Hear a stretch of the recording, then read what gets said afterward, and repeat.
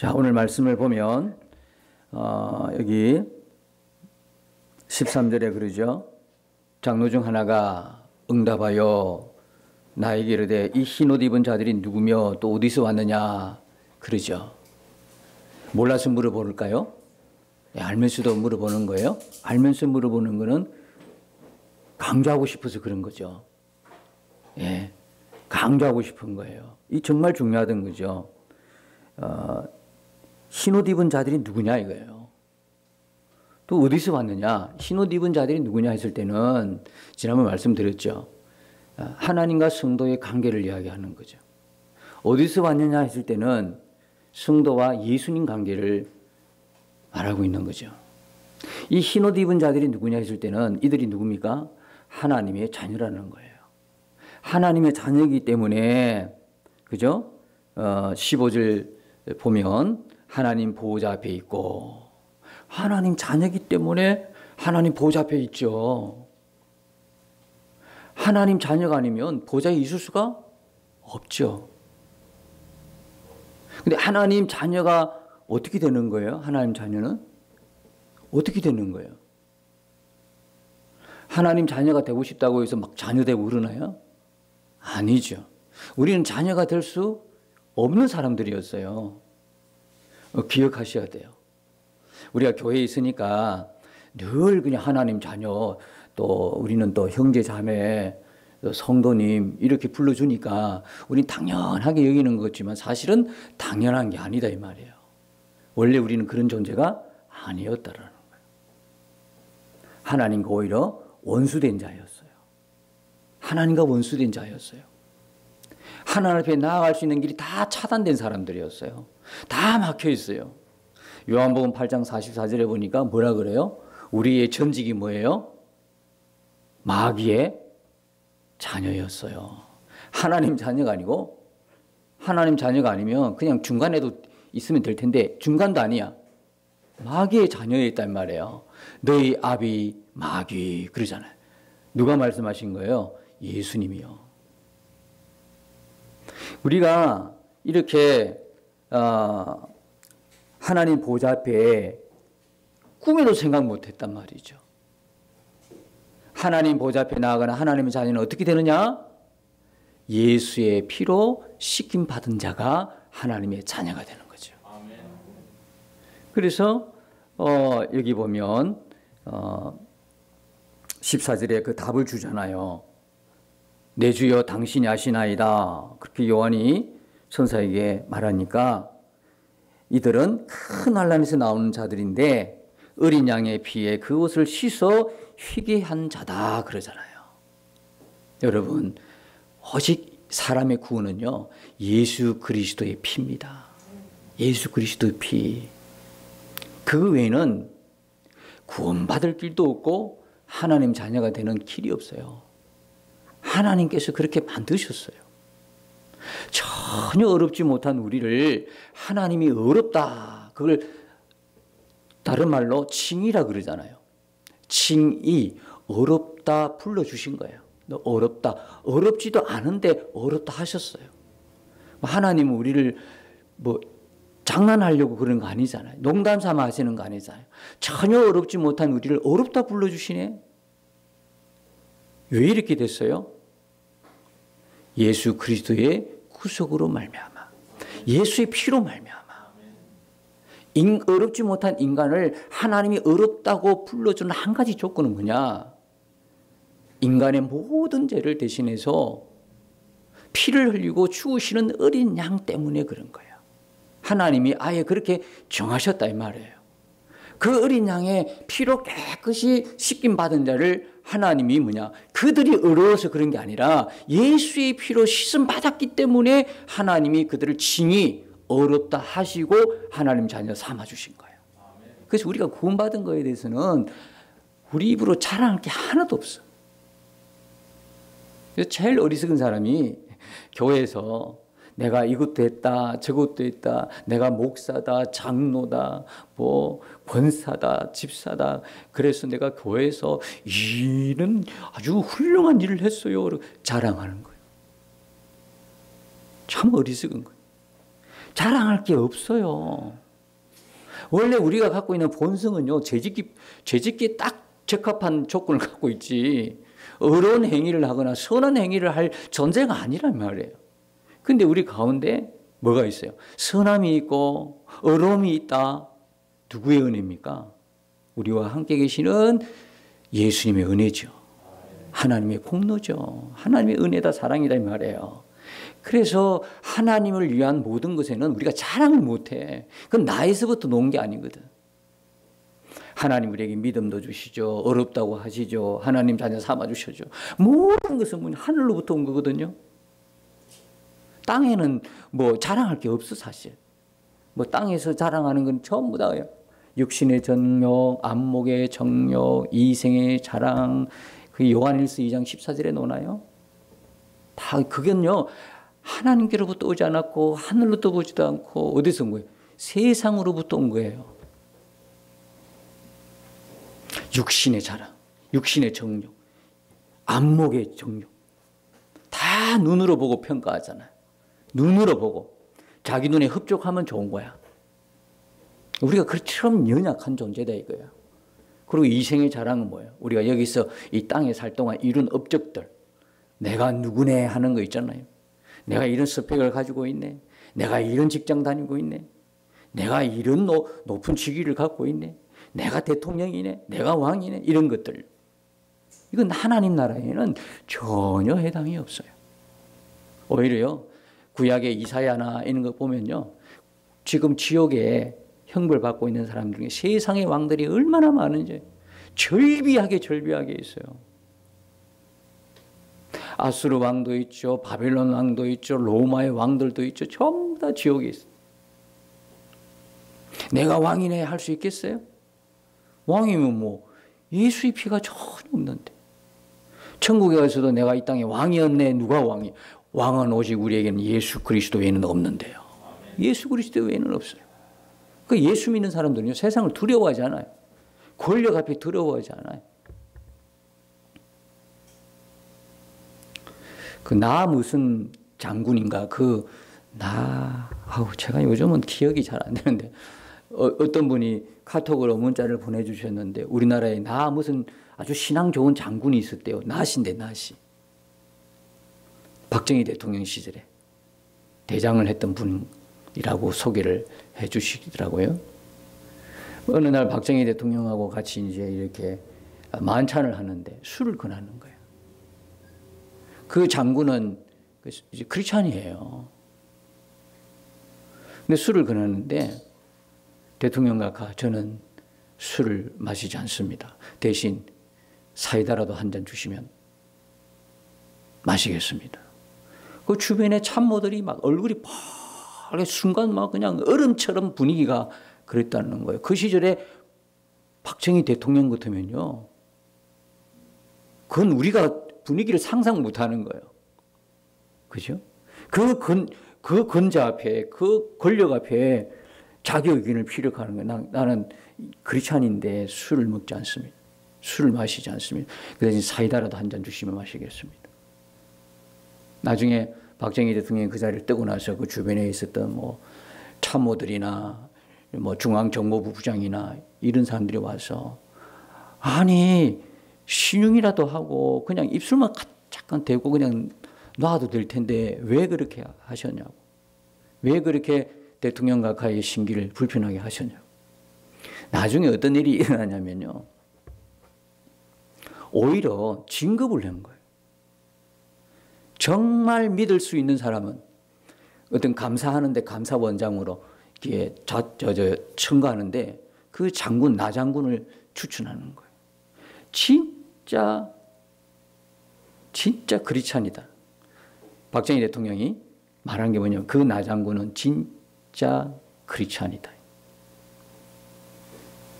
그래서 나중에는 더 중요한 요직을 맡게 됐다는 이야기. 예수님이 왕인 사람은요, 세상을 두려워하지 않는다는 거예요. 세상의 어떤 권력도 자기의 왕이 아니거든.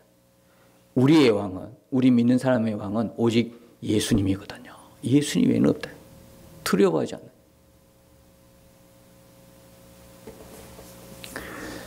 그래서 우리가 그 예수님 은혜 때문에 하나님의 사랑과 예수님 은혜 때문에 지금도 보호자 앞에서 우리가 지상에서 이렇게 예배 드리지만 사실은 이 지상의 예배가 천상의 예배 드리는 것과 같다 이 말이에요. 천상에도 동시로 예배 드리는 거거든.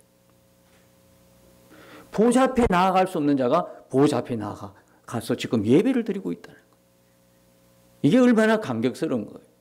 정말 놀라운 은혜지요. 여러분이 계시록을 우리가 보면서 하나 이해를 하셔야 될 것 같아요. 계시록은 구약 백성들이요. 뭘 믿고 왔나요? 구약 백성들은 한 가지 붙들고 왔어요. 무슨 거예요? 뭐예요? 하나님의 약속 붙들고 왔어요. 하나님의 약속 붙들고 왔다고요. 구약 백성 전체는요. 근데 그 약속의 실체가 누굽니까? 예수님이잖아요. 예수님인데 예수님은 오지 않았어. 구약 백성들은요, 그 약속 붙들고 그걸 믿고 쭉 와서 예수님 오기 전에 다 그냥 그 약속의 실체이신 예수님은 못 만나고 다 죽었어요. 그 약속을 믿는 그 믿음 하나로 하늘나라에 가 있어요.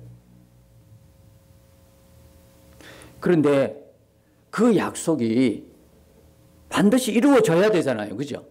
하나님의 약속인데 근데 그 약속이 이루어졌어요? 안 이루어졌어요? 이루어졌죠. 실체가 되신 예수 그리스도가 이 땅에 오심으로 이루어졌다 이 말이에요. 그래서 여러분 예수님이 우리를 위해서 십자가 죽으셨다는 거 여러분 눈으로 보았습니까? 말씀으로만 듣고 있잖아요. 눈으로 보지 않았잖아요. 그럼 의심할 수가 있어요. 진짜 예수님 죽으셨을까? 예수님이 우리를 위해서 죽으신 거죠. 뭔 목적이 없어요? 우리 구원하기 위해서 예수님 죽으셨어요? 근데 그 예수님이 진짜 우리를 위해서 죽었는지는 뭘 보고 알 수 있냐면 예수님의 부활을 통해서 알 수 있는 거예요. 만일에 부활이 안 일어났다면 알 길이 없는 거예요. 그죠? 예수님이 우리를 위해서 죽었다. 그래? 아멘. 믿습니다. 그랬는데 부활이 없어. 부활이 없어. 그러면 제가 예전에 늘 예화를 잘 썼잖아요. 나 대신에 빚 갚으러 갔는데 빚 갚으러 간 분이 오질 않아. 그러면 빚을 갚았는지 안 갚았는지 알 길이 없어.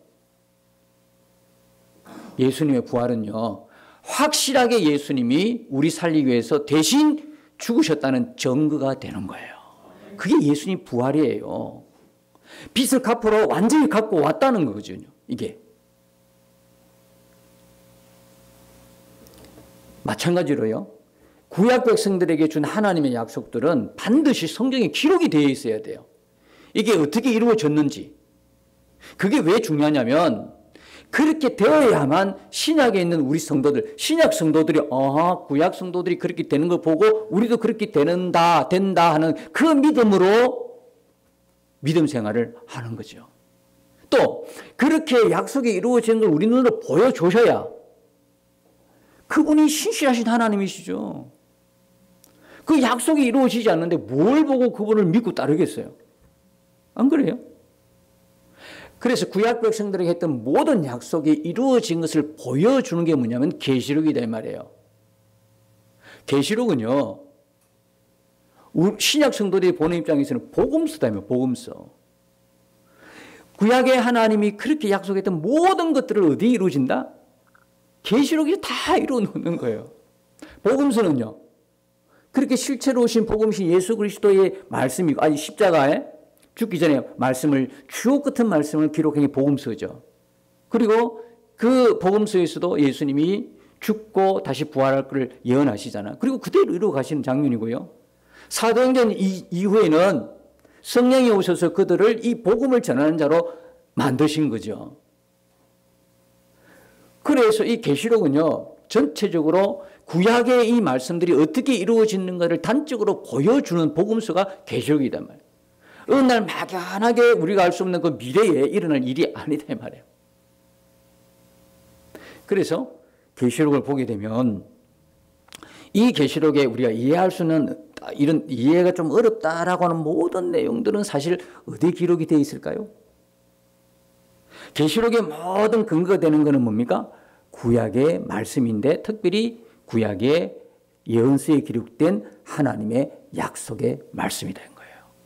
그 약속의 말씀들을 근거로 해서 여기에 이루어지고 있는 거예요. 구약 백성들에게.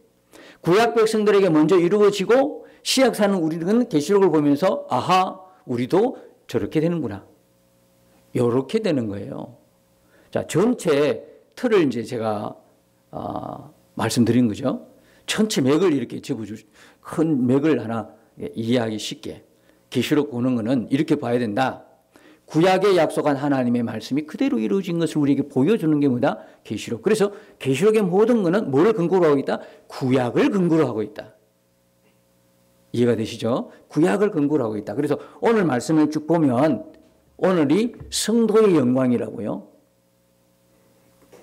어린 양의 피에 옷을 씻어 쉬게 한 자들이 입는 성도의 영광을 15절, 16절, 17절에 쫙 기록이 되어 있는데 이 내용들은 다 어디에 기록이 되어 있다? 구약을 근거로 하고 있다는 거예요. 앞으로 먼 예수님 재림 때 이런 일은 일어나지 않는다는 거예요. 재림 때의 일이 아니고 이미 십자가 때에 예수님의 십자가 3일 동안에 구약 백성들에게 이루어진 하나님 약속의 성취다 이 말이에요. 그럼 이 말들의 근거를 우리가 찾아보면 되는 거잖아요. 이사야라든지 스가랴라든지 그죠? 이런 내용들을 다 찾아보면 나오고 예수님의 복음서에서도 예수님이 이 말씀 그대로 말씀하신 그 부분들이 중복해서 나온다 이 말이에요. 그러니까 계시록이 어려운 책이 아니라 너무너무 쉬운 책이라는 거죠. 자, 13절에 이렇게 우리가 보잖아요. 장로 중 한 명이 응답하여 나에게 이르되 흰옷 입은 자들이 누구며 어디로 왔느냐. 여러분 여기 보면 흰옷 입은 자들이 누구냐 했을 때 이 흰옷 입은 자들은 13절에 보면 13절에 보면 14절에 보면 뭡니까? 이 흰옷 입은 자들이 큰 환난에서 나온 자들을 그래요. 큰 환난에서 나오는 자들 또 그 다음 뭐예요? 어린 양의 피에 옷을 씻어 쉬게 한 자들. 근데 9절에 보면 뭐라고 이야기해요? 9절에 보면 흰옷 입고 손에 종려가지 들고 보좌와 어린 양 앞에 서 있는 자들 그렇게 또 설명해요. 그리고 또 보면 아무도 능히 셀 수 없는 큰 물이라고 이야기해요. 우리 지난 주에 같이 말씀을 나눴죠. 이들이 누굽니까? 인침받은 14만 4천. 자, 14만 4천은 그냥 그 실수를 말하는 거예요? 실제적인 수예요? 아니죠. 14만 4천을 들었을 때는 이스라엘 지파지만 요한이 눈을 떠서 보니까 깜짝 놀란 거야. 능히 셀 수 없는 큰 물인데 각 나라, 각 민족, 각 족속에서, 각 언어에서, 각 방언에서 나오는 거예요. 어떻게 알 수 있어요? 우리가 이스라엘 백성들만 하나님이 구원하지 않아요. 하나님 구원에는 차별이 있다 없다? 없어요. 로마서 10장 13절에 보면 누구든지 주의 이름을 부르는 자는 구원을 받으리라. 누구든지잖아요. 누구든지. 그래서 구약에도 보면 어떤 분은 착각하더라고요. 이스라엘 백성만 구원받았다라고 말씀하시더라고요. 아니요. 가만히 생각해 보세요. 다말, 라합, 룻, 또 있어요. 욥. 그 사람들 뿐일까요? 수없이 많은 사람들이 일일이 기록이 안 된 거죠. 그러니까 구약에도 역시 이스라엘 백성들 뿐만 아니라 이방인들조차 다 구원받은 거예요. 그 무리들을 요한이 보고 있는 거예요. 그래서 14만 4천은요, 막 헤아릴 수 없는 무리들이다. 구원받은 헤아릴 수 없는, 셈할 수 없는 큰 무리들이다. 여러분, 인쳤다. 그죠? 이들이 14만 4천이 임침을 받았어요. 임침을 받았다는 이야기는 이마에 도장이 찍혔다는 거거든. 여러분 한번 보세요. 이마에 도장 찍힌 게 보이는가? 여러분 이마에 도장 찍혔어요? 계시록 14장 1절에 보면 도장을 치는데 어떤 도장이에요? 여러분 우리는 어릴 때 보면 담임 선생님이 숙제 잘해가면 도장을 탁 찍어줬어요. 응? 뭐라고 도장이 그 안에 찍혔어요? 참 잘했어요. 참 잘했어요. 도장 찍혔어요. 참 잘했어요. 아니면 담임 선생님 담임 해놓고 사인하고 그래요. 참 잘했어요. 수우미 양가 뭐 이렇게 쭉. 계시록 14장 1절에 보면 성도들에게 도장을 찍어요. 도장을 딱 찍은데 거기에 이름이 적혀 있어요. 하나님과 어린 양 예수의 이름이 찍혔어요. 자, 이는 왜 찍을까요? 이는 왜 찍죠? 요거 내 거라는 거거든요. 여러분들이 새 책 사면 반드시 그 표를 하게 됩니다. 저 같은 경우는 도장이기 때문에 도장을 찍습니다. 도장 왜 찍어요? 내 거라는 거거든. 이 책의 소유권은 내게 있고 이 책의 주인은 나다라는 거예요. 누구도 건드리지 못하도록 도장 찍는 거예요. 마찬가지예요. 예수님이 예수의 피로 깨끗이 씻어 흰옷 입은 자의 도장을 찍는 거는 누구 거라는 거예요. 그 소유가 누구한테 있다? 하나님께 있다는 거예요. 그러니까 인침받은 이 사람들은 하나님의 소유, 하나님의 자녀라는 거죠. 이 하나님의 자녀니까 보좌 앞에 있는 거예요. 보좌 앞에 있는 거예요, 이게. 이해가시죠? 그러니까 세상에서 인을 치는 거는요, 뭐예요? 노예 삼으려고 하는 거야. 이 세상에서는 인친다 하는 거는요, 인쳐서 주인 되는 거는요, 그것을 노예 삼는 거예요. 그 사람이나 어떤 대상을 노예 삼아 부려먹으려고 하는 거예요. 하나님이 우리를 인쳐 주인 되는 거는요, 노예에서 해방시켜 주기 위함인 거거든요. 죄와 사망과 죽음과 마귀로부터 옛날에 우리가 그렇게 끌려다녔잖아. 종이요, 노예로 끌려다녔는데 거기서 해방시켜 주기 위한 거예요. 반드시 인침받아야 되는 거죠. 반드시 인침받아야죠. 근데 우리 이마에는 이게 인쳤는지 안 쳤는지 없어. 지금 안 보여. 인침받아야 구원받습니다. 인침받아야 보좌 앞에 설 수 있어요. 그러나서 지금 우리는 인이 없어. 다. 여러분은 제 눈에 인 박힌 게, 인친 게 보여지시나요? 아부하시려고 보여집니다. 그러기도 해. 또 그러면 가짜예요. 우리 눈으로 보는 게 아니야. 이게 눈으로 보는 게 알 수가 있는 거예요. 뭐로 알 수 있어야 돼요? 역시 이것도 하나님 말씀이 근거가 돼야 되죠. 하나님 말씀으로 우리가 인을 쳤는지 안 쳤는지 알 수 있어요. 고린도서 1장 22절에 보니까 그 말씀이 나와요. 뭐예요? 또한 그가 우리를 어떻게 해요? 인치사 보정으로 우리의 마음에 성령을 주셨느니라. 인쳤는지 안 쳤는지는 어떻게 알 수 있어요? 우리 안에 성령이 계신지 안 계신지를 보면 알 수 있다는 거거든요. 야, 인을 쳤는지 안 쳤는지 우리 눈으로 보는 게 아니에요, 이거는. 그런데 우리 안에 성령이 계시는가, 성령이 안 계시는가, 이걸 보면 우리가 인친 사람인지 인을 아직 안 친 사람인지 알 수 있다는 거예요. 여러분 안에 성령이 계신가요? 네? 그럼 성령이 어떻게 하면 계시는 거예요? 제가요, 어제 시간이 좀 있어서 유튜브를 통해서 은혜 간증을 이제 들었는데요. 날마다 새롭게 하소서 보면 최성규 지사님이 나와요. 최성규 지사님이 딸이 이제 딸 때문에 워낙 그 집안은 대대로 불교 집안이어서요. 집에서 절을 하나 갖고 있을 정도로 알 수 있겠죠. 대단하죠. 근데 어느 날 여러분도 아마 들어보신 분이 계실 것 같아요. 어느 날 이제 그 집에 전부 다 남자들만 막 있는 집안인데 유일하게 딸이 태어나가 그렇게 그냥 귀하게 자라난 딸이 3살 땐가 사고를 당해요. 그 짐차가 이렇게 뒤로 이렇게 가다가 아이가 뒤에서 노는 걸 모르고 그냥 지나간 거예요. 죽었어요. 그리고 나중에 이제 기사분이 그랬다라는 거예요. 사고 경위를 이야기하면서 뭐가 덜컹하더라면서 이상하다 싶어 다시 앞으로 또 간 거예요. 뒤로 한 바퀴, 앞으로 한 바퀴. 완전 죽었죠.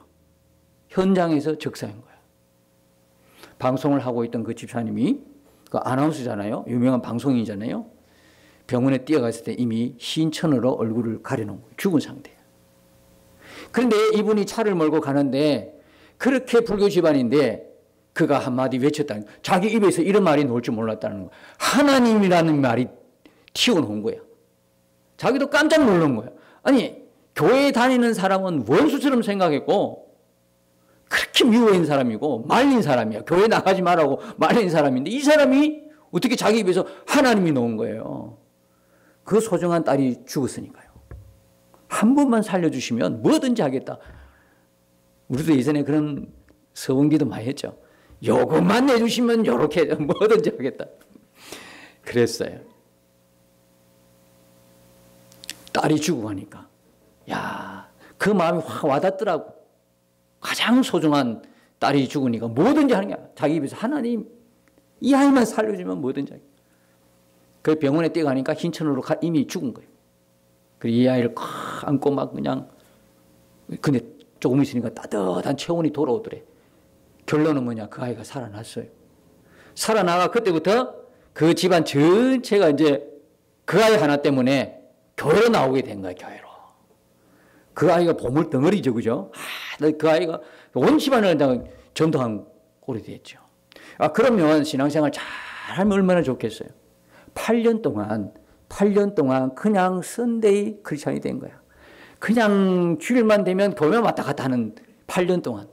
그리고 자기 기존에 하던 거 다 하고 싶은 거 다 하고, 뭐 술 마시고, 물론 방송 자체가, 그 일하는 자체가 그러니까. 그리고 그냥 주일만 되면 교회 나가는 그 정도. 그래가지고 8년을 지나다가 이분의 고백이 뭐냐면 이 고백이었어요. 사랑의 교회 옥하나 목사님 신무할 때 나갔는데 말씀을 자꾸 8년 동안 들으니까 8년 동안 이 말씀을 썬데이 크리스찬으로 살았지만 8년 동안 계속 말씀을 듣다 보니까 자기 안에 막 다쳤던 마음들, 경관진들, 불신자와 똑같은 경관진이 바늘이 그 틈을 탁 찌르듯이 서서히 8년 동안에 무너진 거예요, 이게. 그러니까요, 놀아도 교회 와가 놀아야 되는 거예요. 앉아도 교회에서 앉아 있어야 돼. 계속 말씀을 들으면 이 불신자의 이 굳은 마음이 이게 서서히 없어지는 것 같아요. 그분의 고백, 우리가 어떻게 성령을 받느냐, 어떻게 받아요? 에베소서 1장 13절에 보니까 진리의 말씀, 구원의 복음을 듣고 믿을 때에 어떻게 돼요? 성령이 인치시는 거거든요. 그러니까 구원의 복음을 들어 세상의 이야기가 듣는 게 아니고 세상의 어떤 소설책이 아니라 세상의 소리 듣는 것이 아니라 진리의 말씀, 구원의 복음을 들을 때 조금씩 뭡니까? 믿어지는 거예요. 이 믿음의 은혜가 그 진리의 말씀 때문에 일어나게 되는 거거든. 하나님 주시는 거거든요. 그러다 보니까 이들이 뭡니까? 이 말씀으로 인을 침을 받는 거예요. 여러분, 우리가 인 쳤는지 안 쳤는지는 우리 안에 성령이 계시는가 안 계시는가 보면 알아요. 여러분, 성령이 계시죠?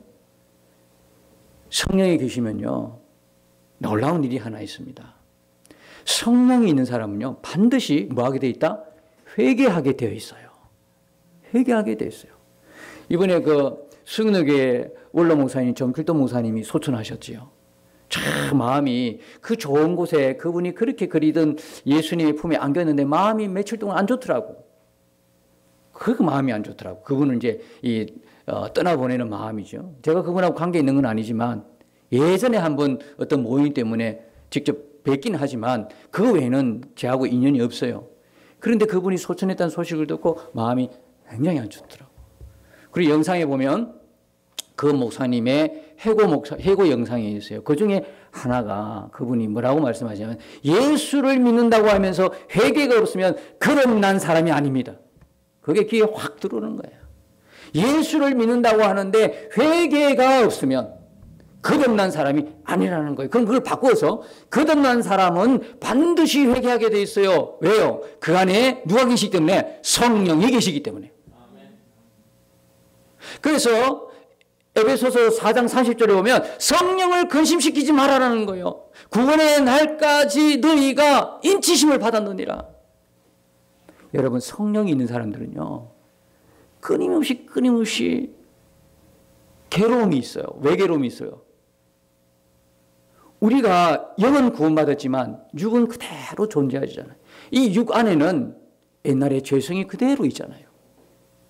지금도 우리가 거듭난 사람으로 하나님의 말씀과 기도로 하나님을 따라가지 않으면 여지없이 우리는 육신을 나도 모르게 따라가고 있어요. 기도하고 말씀 보기보다는 우리는 내 육신의 편함을 쫓아서 게으르고 나태하고 누워있기를 즐겨하고, 말씀 보고 기도하는 것은 너무너무 힘든데 영상 보는 건 너무너무 쉬워서 시간 가는 줄 몰라. 하루 종일 그걸 쳐다보고 있어. 기도 없고 말씀 없고, 이 안타까움이. 그래서 성령 있는 사람은요, 그렇게 놀고 있어도 불안해. 내가 이렇게 해도 되나, 이렇게 해도 되나, 그런 마음이 있어요. 내가 예수 믿는데 이렇게 살아도 돼, 이렇게 믿어도 돼, 이렇게 기도 안 해도 돼, 이렇게 말씀 없이 살아도 돼. 이게 늘 뭡니까? 마음에 짐 같은 거, 고통이 있어요. 왜 그럴까요? 성령이 있으니까요. 성령이 없으면 그런 고통이 없어요. 성령이 없으면 예배에 이거 빠지고 안 빠지고 관심도 없어. 성령이 없으면요, 한 번 빠지고 두 번 빠지고는 아무런 문제가 안 돼. 아무 생각도 안 돼. 그러나 성령이 계시니까 예배 빠지고 주일 빠지는 게 고통이 되는 거야. 이래서는 안 된다는 거죠. 그러니까 성령이 있으니까 거듭난 사람은 날마다 회개거리가 있어요. 회개거리가 없는 사람이 한 사람도 없어. 그렇죠? 하루를 살면서 보면 생각으로도 마음으로도 범죄한 게 얼마나 많아. 이게 막 들어온다니까. 이게 막 생각들을 집어넣는다니까. 누가요? 마귀가 유다에게 예수 팔 생각을 넣어준 것처럼 하루를 살면서 우리에게는 많은 생각들이 들어와요. 근데 이걸 품고 살아. 내 것이냐? 품고 사는데 이 품는 게 모든 게 또 뭡니까? 죄라 이 말입니다. 그래서 성령 있는 사람은 그 생각마저 회개가 돼. 그래서 날마다 회개하는데요. 여러분, 이게 얼마나 큰 은혜요 축복인지 아십니까? 우리가 날마다 회개를 하게 되면 죄가 해결이 되는 거거든요. 이게 우리로 하여금 마지막 날 하나님의 심판대에 그 죄에 대한 심판을 면해주는 거예요. 할렐루야. 우리가 이런 거다 이 말이에요. 날마다 회개하는 게 불편한 게 아니고 이거는 은혜 중에 은혜인가. 우리가 그래서 하나님의 심판에서 심판을 받지 않아요. 근데 불신자 보세요. 예수 없이 사는 사람 보세요. 그들은 성령이 없어. 죄를 짓고 살아도 이게 죄인지도 몰라. 회개를 해봤어야 알지. 죄는 쌓이고 쌓이는 거야. 쌓이고 쌓여. 그러다가 마지막 한 방에 빵 하고 터뜨린 거야. 그게 심판이에요. 그게 심판이라고요. 여러분, 어떤 걸 택하시겠어요?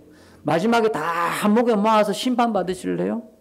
아니면 매일 매순간 회개를 통해서 정리하실래요? 하나님은 우리에게 매일의 은혜를 주십니다. 뭐로요? 매일 성경 읽고, 그 다음에 큐티하고, 같이 합심 기도하고, 이런 과정을 통해서 우리가 영적으로 예민하게 하신다 이 말이에요. 영적으로 둔감해지면요, 죄인지도 모르고, 이게 하나님 앞에서 이게 얼마나 악한 짓인지 모르고 그냥 막 살아간다 이 말이에요.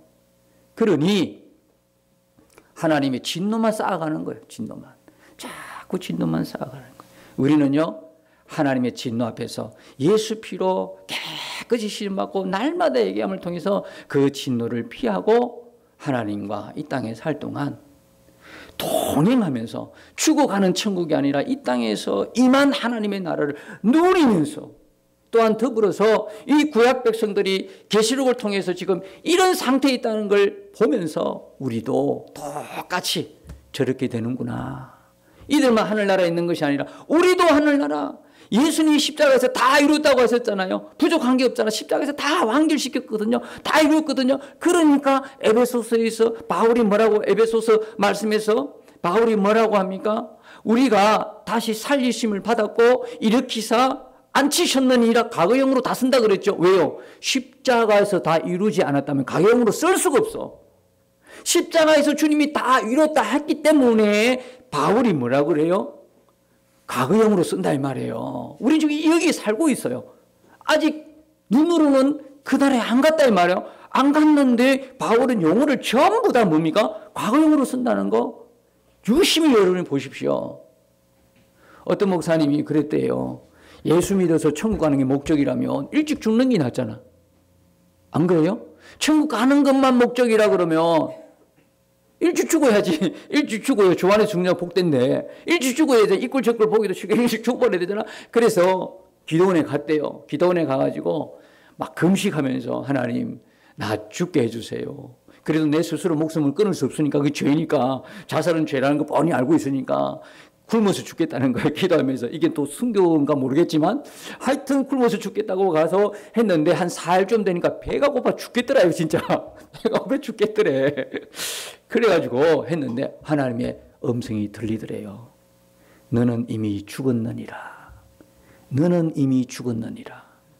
나 위에 살 수 없니? 그러더래. 그러시더래. 너는 이미 죽었느니라. 여러분 이해하시겠어요? 나 아직 안 죽었는데요? 아니요. 저와 여러분은 이미 예수님 십자가에서 죽었어요. 죽었다 이 말이에요. 이걸 안 믿어지지만 이건 진리거든요. 죽었으면 나 안 죽었어. 고집 피우면서 예전에 그 모습대로 옛날에 내 자아가 펄떡펄떡 살아 움직이면서 하나님 앞에 불순종하고 살고 그 모습대로 막 다시 부활해가지고 나는 안 죽었어. 나는 살았어. 이렇게 살렵니까? 진리는 네가 죽었다 그러는데 죄와 허물로 너는 이미 죽었느니라. 너의 자아, 너의 옛사람 이미 죽었다. 죽고 이제는 누구로 산다? 예수의 생명으로 사는 자가 되었다. 진리의 말씀을 이야기하면 내 모습 속에 비록 죄된 모습이 나타났더라도 나는 뭐라고 고백합니까? 나는 죽고 예수로 산다. 계속 고백하는 거야. 나에게 스스로 인식시켜 주는 거예요. 나에게 스스로 내 가운데 죄가 있더라도 나는 죽었다는 거예요. 그 목사님이 누구냐면 정필도 목사님이에요. 그래서 그 목사님이 그게 좋잖아, 그게. 예전에 아주 젊었을 때 그랬대요. 천국 가는 게 막 목적이라 같으면. 그랬는데, 너는 이미 죽었느니라. 나 위에 살 수 없니? 여러분, 우리는 이미 예수님을 다 믿기 시작할 때부터 이미 예수님이 우리를 죽으신 것을 믿어야 되는 거예요. 우리는 이미 십자가 죽었어요. 죽었으니까 다시 산 거죠. 예수의 생명으로 다시 산 거예요. 그래서 예수님이 십자가 때 어떤 일을 벌이시냐면 구약 백성들을 다 뭡니까? 한꺼번에 십자가에 죽이시고 한꺼번에 흰옷 예수의 피로 깨끗하게 흰옷 입히시고 한꺼번에 인침받게 하신 내용이 우리가 지금 읽은 이 내용이다 이 말이에요. 그럼 우리는 어떻게 해요? 신약 성도는 어떻게 하죠? 신약 성도는 미래에 다가올 재림 직전 어느 날에 한꺼번에 그런 일이 없어요. 구약 백성들은 왜 한꺼번일까요? 구약 백성들은요, 약속의 실체가 예수 그리스도인데 예수 그리스도 오기 전에 다 죽어버렸잖아요. 그러니까 그들이 하늘에서 기다리고 있어. 예수님 오실 때까지 기다리고 있어. 예수님 십자가 지실 때까지 기다리고 있단 말이에요. 그런데 예수님 십자가 지시니까 어떻게 구원의 일들이 확 하고 실체로 벌어진다 이 말이에요. 그러나 신약 성도들은요, 다 예수님 오실 때까지 어떻게 해요? 믿는 순서가 다 달라요. 그러니까 한 사람 한 사람 개별적으로 뭡니까? 예수 믿을 때에 십자가에서 죽고 예수 믿을 때에 어떤 일을 벌인다? 예수의 피로 흰옷 입고 예수 믿을 때 인침받고 다 그렇게 한 사람 한 사람이 결정이 나는 거죠. 그 증거로 우리 안에 누굴 보내주셨다? 성령을 보내주신 거죠. 이해가시죠?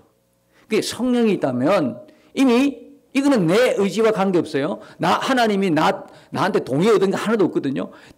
동의를 얻어봤자 아무 소용없잖아요. 하나님이 다 해주신 이걸 뭐라고 하냐면 은혜다라고 그러는 거예요. 은혜다 이 말이에요. 은혜다. 내가 어떻게 죽겠어? 내가 어떻게 흰옷 입겠어? 내가 어떻게 스스로 임치겠어? 아무 소용. 하나님이 다 해주신 은혜다. 그래서 이런 모습을 보면서 우리는 우리도 저렇게 되는구나. 그래서 구약 성도는 우리에게 뭐다? 거울이 되는 거죠. 거울이 되는 거예요. 여러분들 바로 이런 분들이에요. 여러분들은 예수의 피로 깨끗함을 받아서 이미 흰옷을 입고 있어요. 그리고 여러분 이마에 하나님이 내 거다 하고 도장을 탁탁탁탁탁 찍어 놓으셨어요. 이 복이 얼마나 큰 복이에요. 이 은혜가 성도의 영광이다 이 말이에요. 이 성도의 영광을 보는데 왜 이렇게 디테일하게 보여주실까요? 이렇게 장세하게 오늘 다 양해하지만 다음 주에도 조금씩 합시다. 구약 성경을 해서 왜 이걸 보여주실까요? 세상에 사는 동안은 고난이 있거든. 초대교회가 지금 고난 중에 있거든. 그 고난이 깊어가지고 어떻게 할까 방황하고 있거든. 그러니까 이 영광을 디테일하게 보여주면서 두려워하지 말라는 거예요. 세상과 고난 앞에서, 세상의 임금 앞에서, 왕 앞에서 떨지 말라는 거예요. 두려워하지 말라는 거예요. 담대하라는 거거든요. 오늘 우리가 사는 이 세상 속에서 왜 계시록을 주십니까? 마찬가지거든. 세상에 살아갈 땐 우리 믿는 사람들에게 두려움이 있고 고난이 있고 그런 여러 가지 어려운 가운데서도 우리의 영광이 이거다라는 걸 보여주시면서 성도의 영광은 어떤 세상의 것보다도 비교할 수 없는 영광이고 기쁨이고 은혜고 축복이라는 사실이에요. 그래서 우리가 이걸 가진 자로서 여러분이 한 주간 세상 살아갈 때 내가 분명한 내 자아상 그리스도 예수 안에서 바뀌어진 나의 모습들을 가지고 여러분이 세상 살아갈 때 담대하게 복음의 용사로 복음의 증거자로 복되게 살아가도록 하나님 오늘 이 말씀 우리에게 주신 줄로 믿고 이번 한 주간이 여러분들에게 그런 한 주간이 되시기를 예수님 이름으로 축복합니다. 주와 함께 싸워 승리하리라. 날마다 믿음으로 나 살아가리. 날마다 믿음으로 나 살아